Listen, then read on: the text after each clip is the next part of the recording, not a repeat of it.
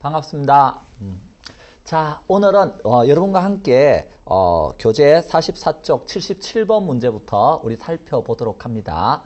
지난 시간에 이어서 투자론 강의 계속하는데요. 적어도 투자를 통해서 발생하는 수익에는 운영시 수입과 처분시 수입이 있다 하는 것 정도는 우리가 알고 있죠. 그때 운영시 수입으로서 우리는 어떤 수입이 있습니까? 그랬을 때 총수입과 순수입 그리고 지분 투자자 수입이 있다 하는 걸 알고 있어요. 그래서 그걸 표현할 때 가유, 순, 전, 후 이렇게 표현을 했죠. 자, 그래서 그 77번 문제에서 이제 단위당 연간 예상 임대료에다가 임대 단위수를 곱하면 가능 조소득이 된다 하는 것 정도는 다 알고 있죠. 그래서 가능 조소득에서 공실 하고 불량부채 허용액을 뺀 다음에 기타 소득은 더하고 그러면 유효 조소득 즉 유효 총소득이 되죠. 자, 거기에서 영업 경비 빼면요 순영업 소득이 나옵니다. 그 순영업 소득에서 원금과 이자에 해당하는 부채 서비스액을 빼면 세전 현금 수지가 나오고요. 그 세전 현금 수지에서 영업 소득세를 빼면 세후 현금 수지가 나옵니다. 자, 그래서 적어도 투자론 공부하시는 분들은 이런 표현 정도는 이제 자연스럽게 알 수 있을 만큼 공부는 하셔야 됩니다. 그죠? 그래서 가능 조소득이다. 조라는 말이 총이란 뜻이라 그랬죠? 예. 그 다음에 유효 조소득이다. 순영업소득이다. 예. 그리고 세전연금수지와 세후현금수지가 있다. 자, 이때 앞글자 따서 가유, 순, 전, 후 이렇게 불렀고요. 자, 그리고 요 빼는 거에는 공경빚세라고 제가 강의를 하네요. 공경하는 마음으로 빚 갚고 세금 냅시다. 그러면서 공경, 그리고 경비. 여기는 공실하고 불량부채 허용액을 말하고요. 자, 즉 다른 말로 하면 대손충당금이 되겠습니다. 자, 그리고 뭐는 더해주는 거죠? 기타 소득은 더해줘야죠. 그러면 유효 조소득이 되고요. 영업 경비를 빼면 순영업 소득이 나오고 여기서 빚이니까 부채 서비스액 즉 원금과 이자 이것을 빼면 이제 세전연금수지가 되죠. 거기에서 영업 소득세를 빼면 세후 현금수지가 나오게 되죠. 소득세 계산할 줄 알아요. 그러면 소득세는 순대는 좋으니까 더하고 이자하고 감가되는 건 싫으니까 빼세요. 그래서 순대이감 해서 우리가 정리를 하네요. 수는 순영업 소득이고요. 대는 대체충당금이 되겠습니다. 대체충당금. 이는 이자 지급액이고요. 여기는 감가상각비가 되겠습니다. 자, 그래서 이렇게 하면 과세 대상 소득이 됐죠? 그래요. 그 과세 대상 소득에다가 뭘 곱하면 소득세 세율을 곱하면 소득세가 나오게 되는 겁니다. 자, 그래서 이런 과정을 거친다 하는 것 정도는 알고 계셔야 되겠죠. 자, 따라서 77번 문제에서 A에는 가능 조소득이고요. 공실하고 불량부채는 빼고 기타 소득 더하면 B에는 유효 조소득이 나와야 되겠네요. 자, 그리고 여기에서 오타가 났네요. 영업경비 곱하는 게 아니고 빼주세요. 예, 오타 났습니다. 예, 죄송합니다. 영업경비를 뭐 하시면 빼주시면 이제 나오는 것이 뭐죠? 순영업소득이 되겠습니다. 그 순영업소득에서 부채 서비스액을 빼면 세전현금수지. 거기에서 영업소득세 빼면 세후현금수지다. 이 정도는 자연스럽게 나와야 됩니다. 자, 그러면 78번 문제로 가서 이제 두 번째 문제 살펴보면 자, 부동산 투자 분석의 현금 흐름 계산에서 유효 총소득 을 산정할 때 필요한 항목은 모두 몇 개인가? 여기 유효 조소득이 다른 말로 유효 총소득이죠?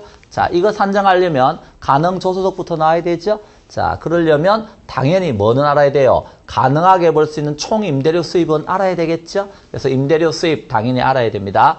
영업소득세는 몰라도 되죠? 영업소득세는 요 밑에 있는 거니까. 이자 상환액은 요 부채 서비스액이 원금과 이자니까 요 이자는 유효 조소득 구할 땐 필요 없죠.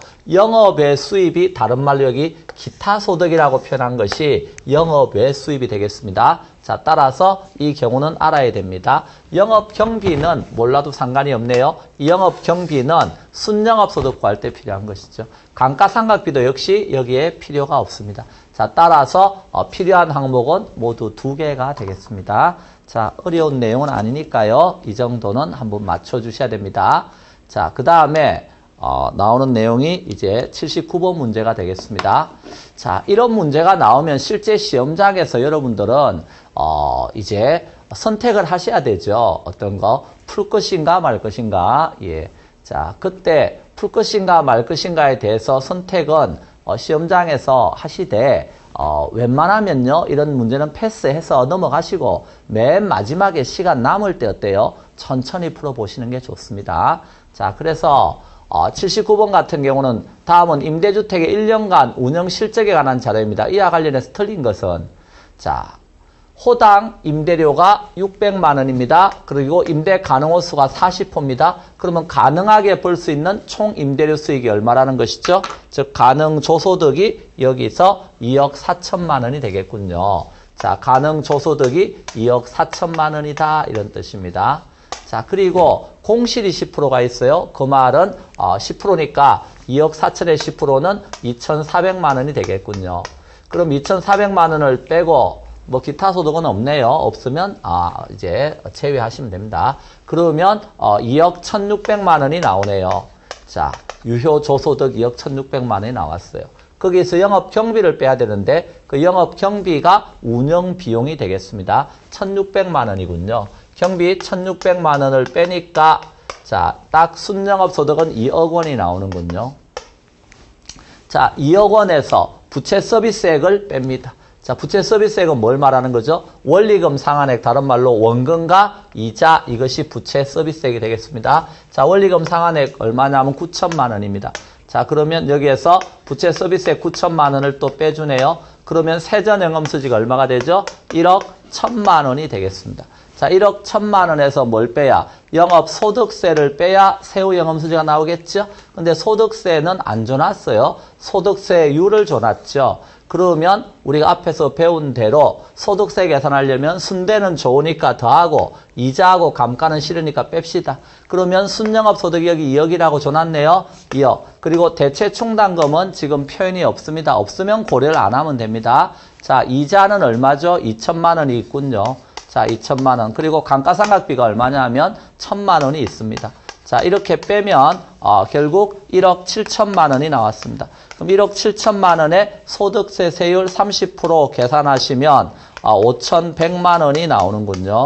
자, 따라서 이제 소득세 구했습니다. 5,100만 원. 자, 5,100만 원 빼면 1억 1,000만 원에서 이제 5,100만 원을 빼는 거죠. 자, 빼시면 얼마가 나오죠? 예. 여기에서 1억 1,000만 원에서 5,100만 원을 빼면 5,900만 원이 나오겠네요. 즉 세후연금수지 얼마 나오는 거죠? 5,900만 원이 나옵니다. 자, 그러면 여기서 답은 유효 총소득 2억 1,600 맞고요. 순영업소득 2억 맞고요. 세전영업수지 얼마죠? 1억 1,000만 원 맞고요. 영업소득세가 5,100만 원인데 5천만 원에서 답은 4번이 되겠습니다.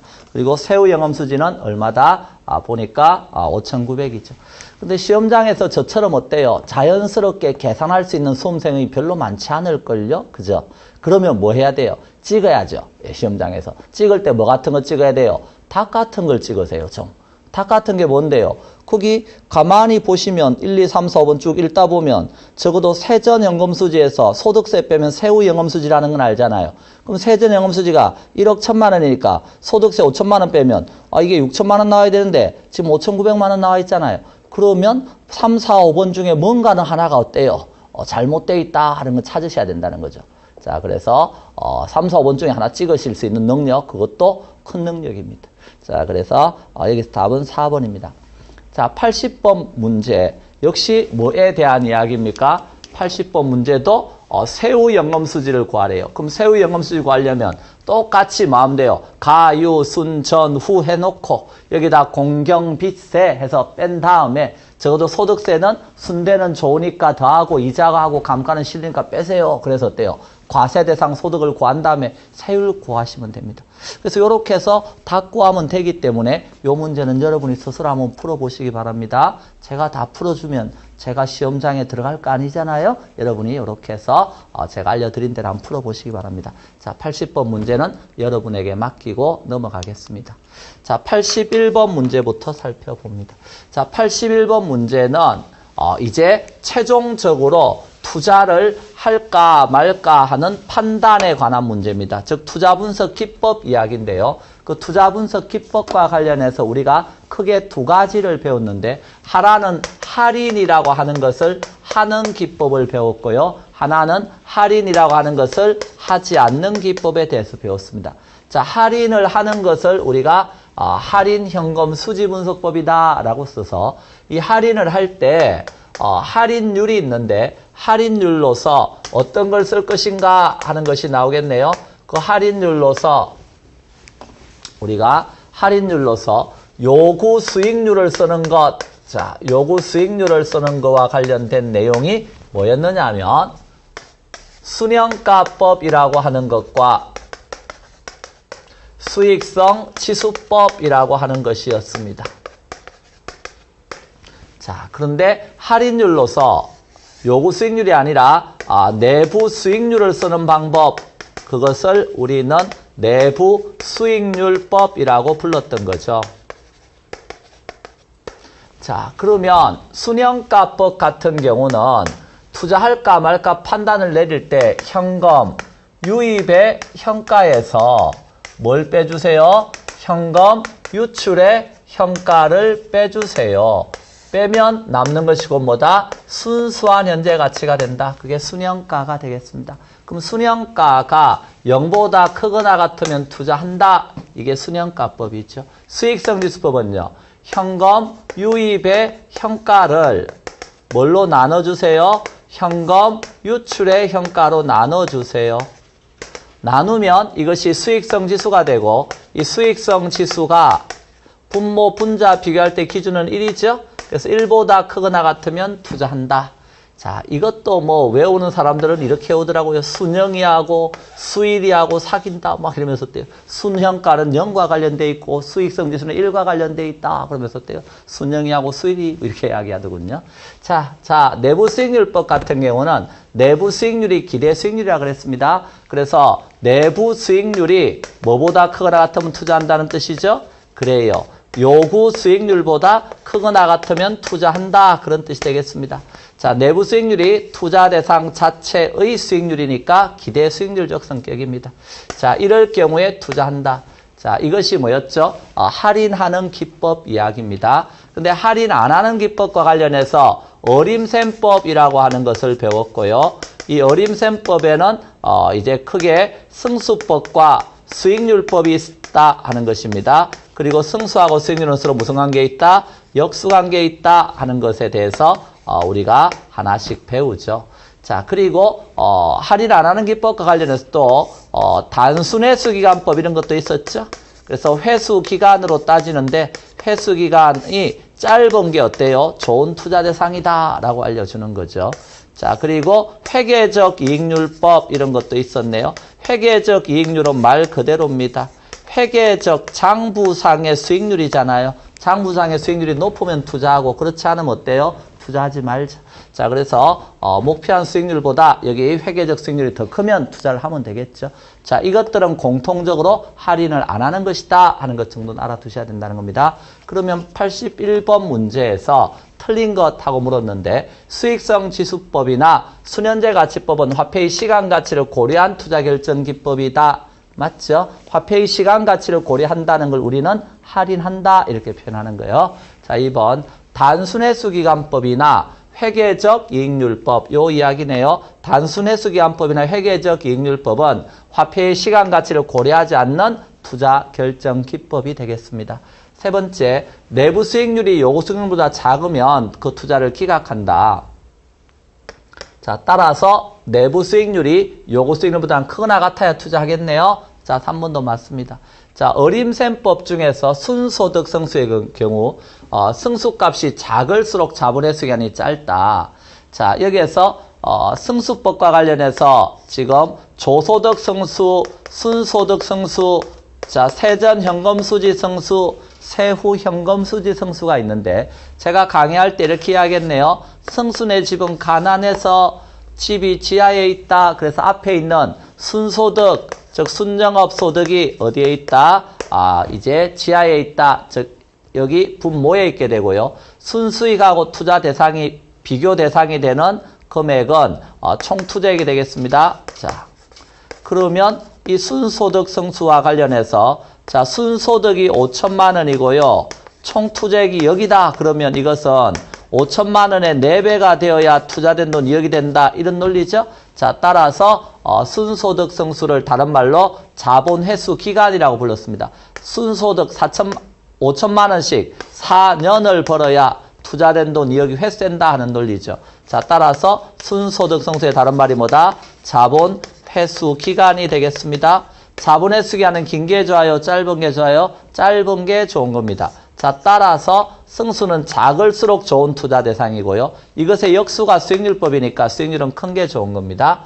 자, 그래서 4번 어림셈법 중에서 순소득 승수법의 경우 승수값이 어떻다? 크다는 것은 그만큼 자본 회수할 때 시간이 많이 걸린다는 뜻이 되겠습니다. 예를 들어서 이게 4천만 원이면 여기는 5가 돼야 되겠죠? 그만큼 4천만 원씩 벌면 5년 동안 벌어야 투자한 돈 2억이 회수된다 이런 논리입니다. 자, 따라 틀린 답은 4번입니다. 자, 그리고 여기에서 투자할까 말까 따질 때 순영가법은 적어도 여기 내부 수익률법에 비해서 부를 극대화하는 투자 분석 기법이다 하는 건 알아두셔야 되겠죠? 그래서 일반적으로 내부 수익률법보다는 순영가법이 투자 준거로서 선호됩니다. 자, 틀린 답은 4번이 되겠네요. 자, 82번 틀린 것하고 물었습니다. 회계적 이익률은 연평균 순수익을 연평균 투자액으로 나눈 비율입니다. 자, 2번 내부 수익률이란 우리 내부 수익률 개념 여러 번 배우는데요. 내부 수익률은 투자한 자체에서 뭐가 되는 수익률이다? 기대되는 수익률입니다. 그럼 예를 들어서 1억을 투자해서 이 부동산에 투자해서 1년 동안 운영하고 나서 처분하면 1억 2천만 원이 기대된답니다. 그러면 이 1억 2천만 원이라는 돈은 지금 이제 현재 돈이 아니라 1년 후의 돈이니까 할인을 해서 현재 가치로 고쳐야죠. 내부 수익률법에서는 할인율이 내부 수익률입니다. 현재 가치로 고치게 되는데 자, 이 경우 기대되는 수익률은 20%입니다. 그쵸? 1억 투자해서 1억 2천 되니까 그 말은 요 20%가 내부 수익률이라는 뜻입니다. 그러므로 여기다 내부 수익률 20%를 쓰게 되면 1.2억 원을 딱 1.2로 나누는 겁니다. 그럼 딱 1억이 되겠네요. 그 1억을 우리가 표현할 때 현금 유입의 현가라고 쓰는 것이죠. 그럼 여기 있는 1억은 현금 유출의 현가죠. 자, 따라서 내부 수익률은 그 무엇을 말합니까? 현금 유입의 현가와 현금 유출의 현가를 같게 만들어주는 할인율이다. 다른 말로 하면 순현가를 0으로 만들고 수익성 지수는 1로 만든 할인율입니다. 따라서 내부 수익률은 투자로부터 기대되는 현금 유입의 현가와 현금 유출의 현가를 같게 하는 할인율 맞습니다. 자, 순현가는 화폐의 시간 가치를 고려하는 겁니다. 할인이라고 하는 걸 하죠. 자, 이론적으로 순현가가 0보다 작으면 투자 타당성이 없다고 할 수 있습니다. 그렇습니다. 순현가는 0보다 크거나 같아야 투자한다 이런 논리였죠. 수익성 지수는 화폐의 시간 가치를 고려하지 않는다. 틀렸네요. 적어도 수익성 지수는 화폐의 시간 가치를 고려한 투자 분석 기법입니다. 즉 할인이라고 하는 걸 하는 겁니다. 자, 틀린 것은 5번이 되겠습니다. 자, 83번 투자 분석 기법 이야기인데 역시 틀린가고 물었습니다. 할인연금 수지 분석법은 부동산 투자 기간 동안의 현금 흐름을 반영하지 못하는 단점이 있다. 예, 이 표현이 틀렸네요. 할인연금 수지 분석법 같은 경우 할인하는 기법들은 미래의 현금 수지를 모두 다 측정해서 즉 운영시와 처분시 현금 수지를 다 측정해서 그것을 현재 가치로 뭐하죠? 할인해서 투자할까 말까 따지기 때문에 투자 기간 동안의 현금 흐름을 반영하고 있습니다. 자, 자, 따라서 1번이 틀린 답이 되겠습니다. 2번 회계적 이익률법은 아까도 계속 이야기했네요. 화폐의 시간가치 고려하지 않습니다.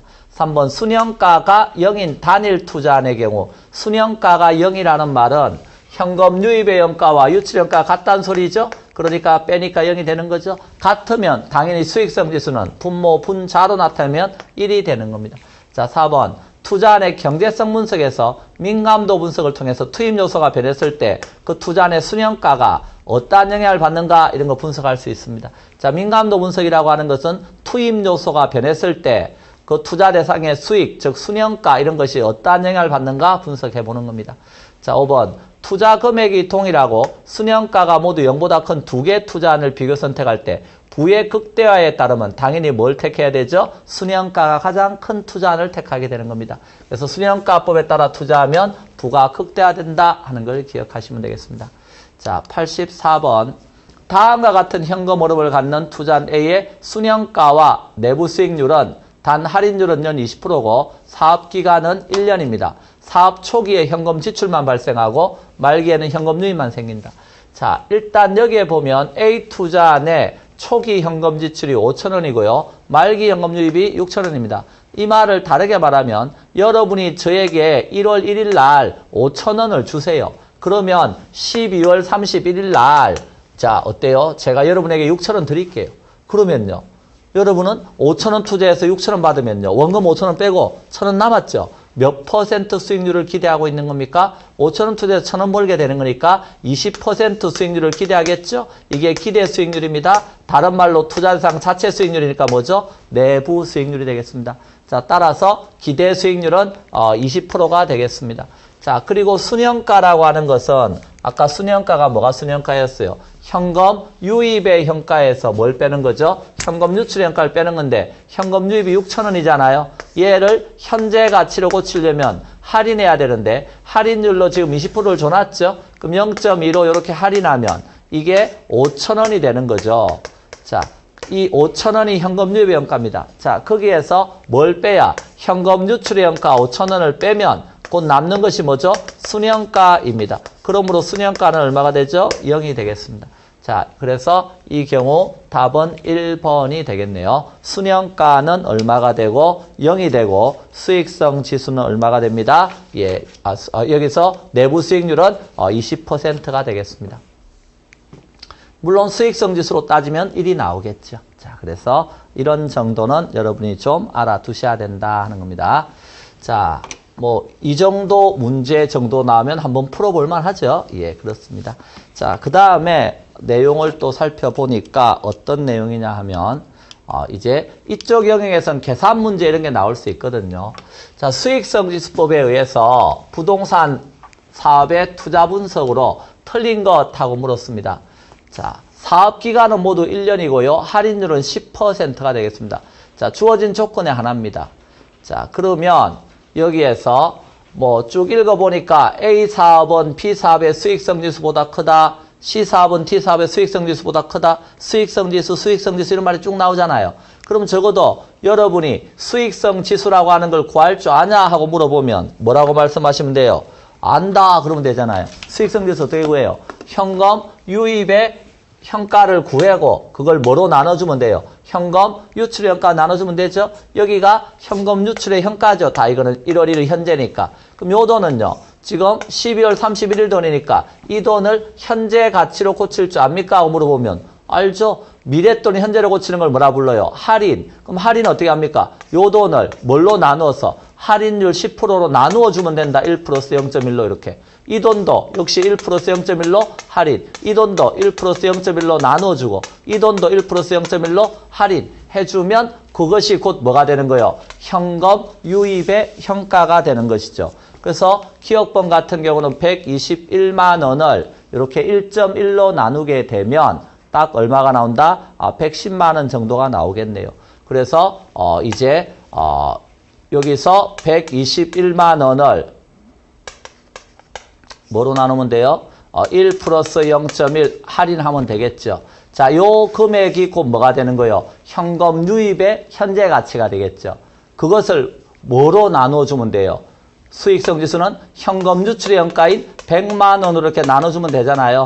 그래서 이렇게 계산하시면 딱 얼마가 나오더라? 여기 계산하면 110만 원 나오고 110만 원을 100만 원 나눴으니까 1.1이 나오더라. 자, 이런 식으로 수익성 지수를 계산하시면 되는 겁니다.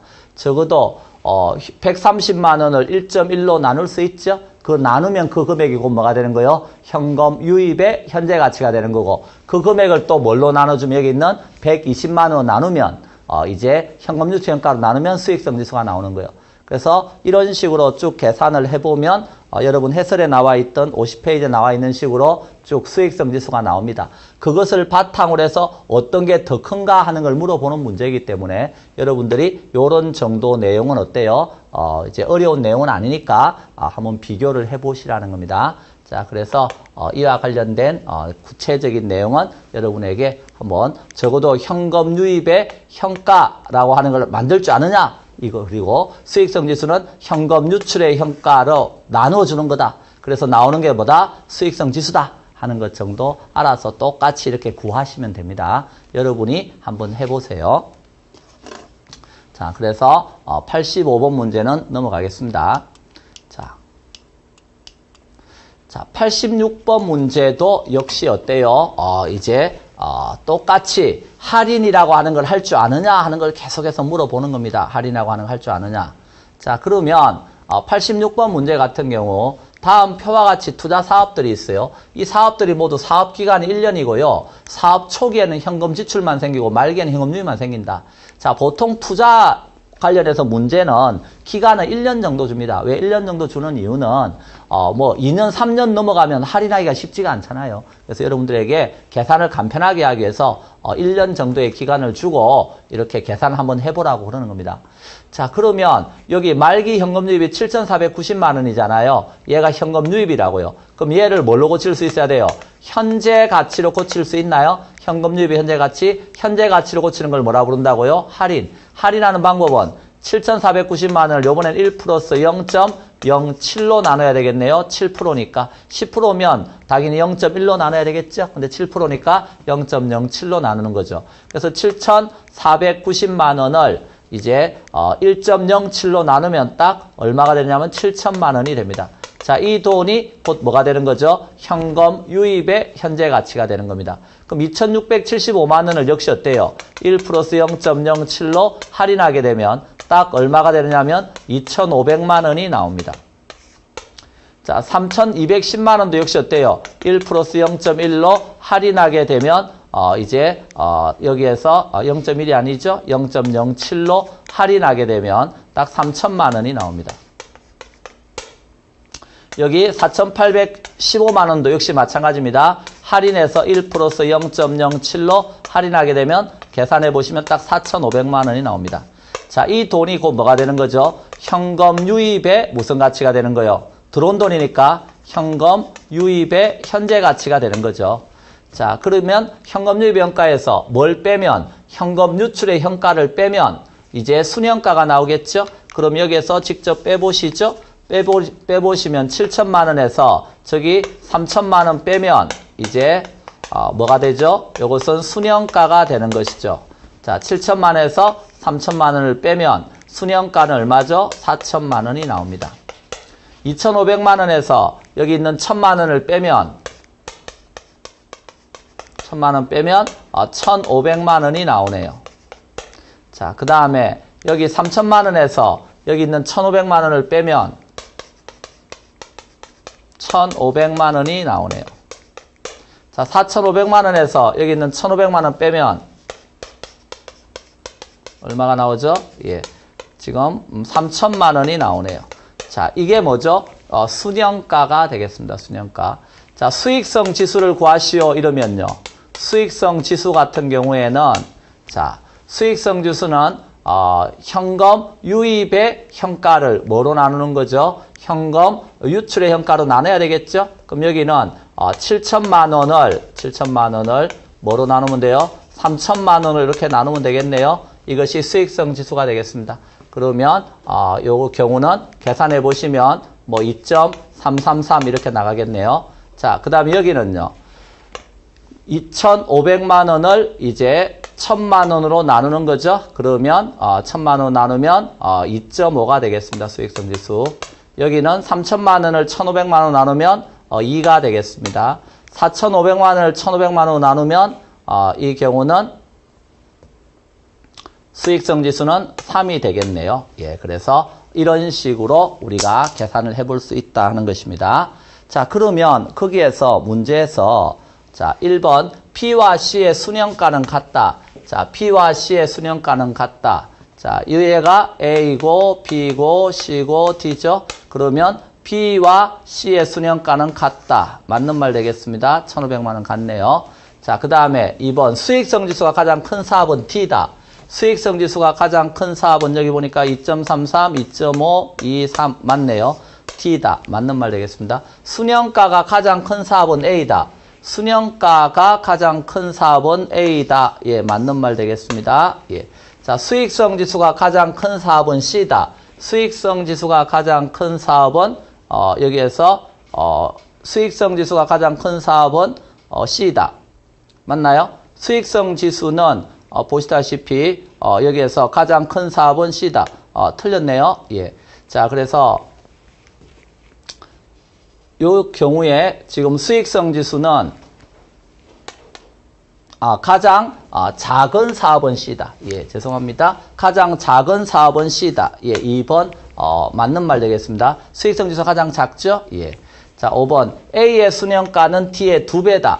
A의 순영가는 D의 2배다. 이게 틀린 거죠? A의 순영가는 지금 4천만 원이잖아요. 여기 D가 지금 순영가가 3천만 원이니까 2배가 아니죠. 그래서 틀린 답은 5번이 되겠습니다.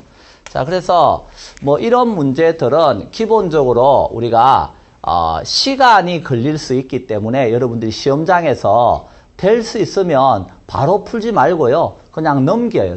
넘기고 나서 맨 마지막에 시간이 남았을 때 어때요? 좀 여유롭게 이렇게 풀어보는 게 좋습니다. 그렇지 않고 막 급하게 풀다 보면 헷갈릴 수 있거든요. 자, 그래서 이런 문제가 나오면 일단 패스한 다음에 맨 마지막에 좀 풀어보시면 좋겠다는 거 말씀을 드립니다.